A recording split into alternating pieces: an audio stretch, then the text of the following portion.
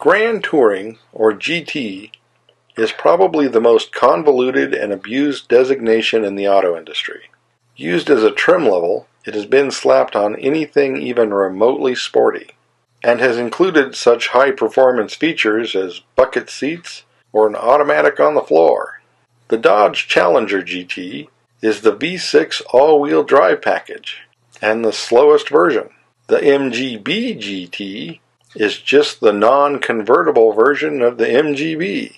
But if the GT designation isn't sporty enough for you, you can always add to it, such as the Mitsubishi Galant GTO, the Volkswagen Golf GTI, the Porsche 911 GTS, the Ferrari 308 GTB, the Chevrolet Beretta GTZ, the Chrysler LeBaron GTC, the Pontiac Grand Prix GTP, the Prince Skyline GTR, or the Ford Mustang GT500, and so on.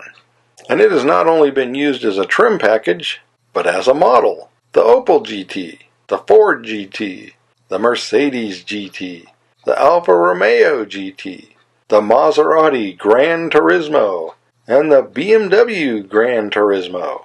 And again, adding to the GT when it simply isn't enough, with things like the Ferrari GTO, the Plymouth GTX, the Nissan GTR, the Shelby GT350, or the Mitsubishi 3000 GT. So what is a Grand Touring?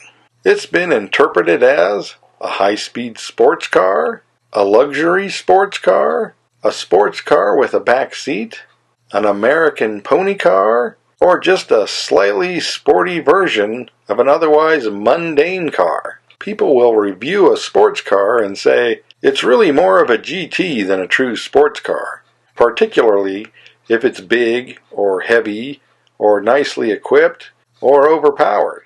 But if we go way back to the origins, a touring car is simply a long-distance passenger car, or what we would now refer to as a highway car or a cruiser.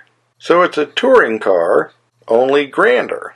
Not to be mistaken with a deluxe touring car, which is a well-equipped touring car, meaning a luxury sedan.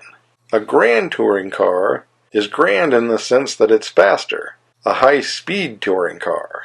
On the track, this typically meant long-distance endurance racing, and that is where the term came from. But it seems that to be a GT street car, you need power, ride, comfort, and stability, which sounds more like a luxury sports sedan than anything we currently consider a GT. And most companies will generally consider it a sports car pretending to be a passenger car, which brings us back to our previous list of interpretations, as well as others.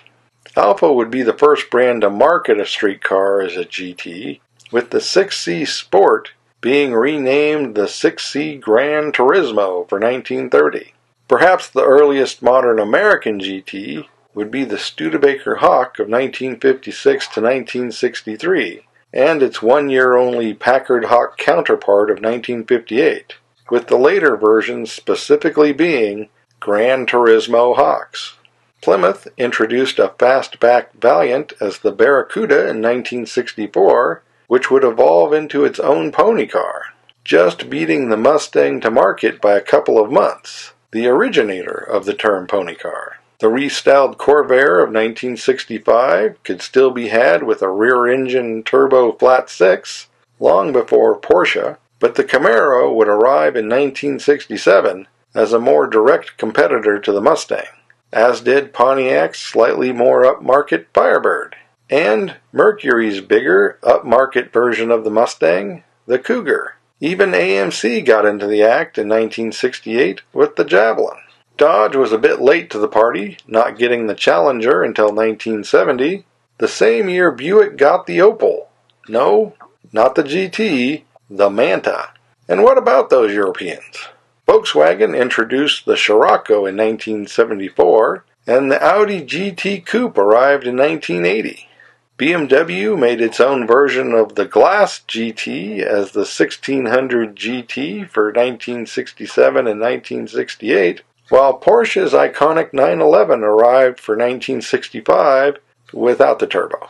Bristol called the 407 of 61 to 63 a sport tourer. Alvis preferred to call them two-door sport sedans.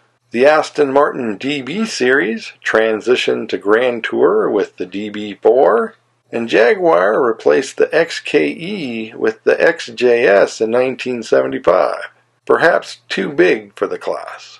Fiat possibly had more than anybody, with such cars as the Abarth 850 Coupe, or more likely Alfa does, with things like the Giulietta Sprint of 1954.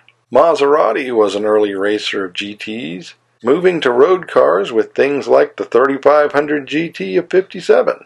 Lamborghini was created with GTs in mind, and the 400 GT was offered in 2-seat and 2+2 versions. The 250 Europa was one of Ferrari's earliest offerings in the segment, and Datsun offered a 2+2 Z car in the early days. Toyota's Celica had perhaps the most long-term success of a Japanese brand, while the success of Mitsubishi's affordable Eclipse overshadowed their high-tech 3000 GT. Mazda has had a number of offerings, but the most recent being the RX-8 with its half-back doors.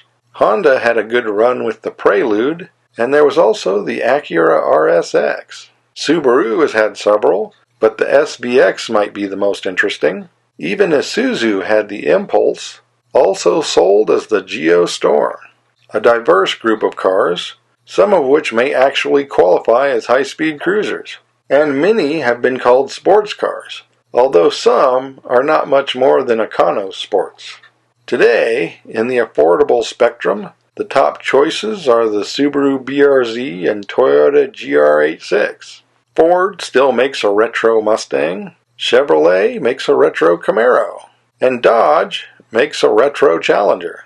The 911 isn't exactly retro, but it has retained a certain resemblance to the original, and there are several high-end sports cars being called GTs these days. Was the GTC4 Lusso Ferrari's last real GT? Do we count Aston Martin's DB11? Or for that matter, the Infiniti Q60? Lexus makes the LC, how about that? The GTR is now a separate model instead of a Skyline trim package, and has been little changed since 2009. Many of these cars certainly have the Grand, but what about the touring part? What is and isn't a GT is certain to create debate for some time. What are your thoughts? As always, comment below. Thanks for watching, and don't forget to like and subscribe.